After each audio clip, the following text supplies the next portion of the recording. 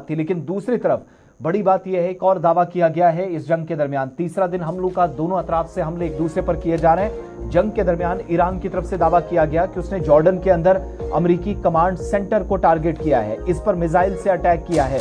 पासदारानी इंकलाब के मुताबिक 10 ballistic missiles इस वेव के दौरान जो जवाबी कार्रवाई की गई है उसमें दागे गए हैं। फिजाई दिफाई निजाम ने 8 ईरानी मिसाइल तबाह करने का दावा उर्दन से भी किया है। जॉर्डन उन ममालिक में एक है जो लेबनान वॉर के अंदर भी एक तरह से प्रॉक्सीज की मदद करता रहा, इजराइल की मदद करता रहा, जिसमें नुकसान काफी ज्यादा जानी हुआ है। लेकिन अब वही जॉर्डन फिर से पहले 4 उन ममालिक जिसमें कुवैत, बहरीन और कतर भी है, जिनमें अमेरिकन साइट्स को निशाना बनाया गया है। अब IRGC के मुताबिक अल अजराक इलाके को निशाना बनाया गया। यूएस का कमांड सेंटर जॉर्डन के अंदर यहां काम करता है, जबकि जॉर्डन इसके जवाब में कह रहा है कि जब हमले शुरू किए गए तो फिजाई दिफाई निजाम को मुतहरिक कर दिया गया।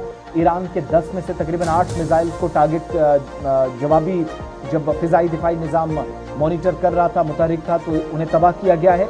तो इसका मतलब यह है कि अगर नुकसान हुआ है, 2 से 3 मिसाइल जो IRGC बता रहा है जो इस निशाने पर लगे हैं वो सही साबित हुए। लेकिन खित्ते के अंदर मुसलसल एक दूसरे की फौजी तंसीबात को, एस्टैब्लिशमेंट को, एक दूसरे को अहम तरीन स्ट्रक्चर को निशाना बनाने का मतलब यह है कि ये पुरतराव सूरत हाल मजीद अबतर नताइज की तरफ लेकर जा रही है। सरकार के तर्जुमान है मोहम्मद अल मोमानी, उनने भी इस बात की तस्दीक की है कि एक तो शहरियों के लिए एडवाइजरीज, गैर जरूरी नकलो हमल पर पाबंदी और मुल्क भर के तमाम हिस्सों के अंदर जो जो निशाने पर आ सकते हैं या 28 फरवरी के बाद आए, जून 2025 में आए, उन इलाकों में सायरन बज रहे हैं। और जॉर्डियन जो एयर स्पेस है वो ईरान की तरफ से मिसाइल लॉन्च करके उसको वायलेट किया गया, इसकी खिलाफ वर्जी का भी इल्ज़ाम लगाया जा रहा है।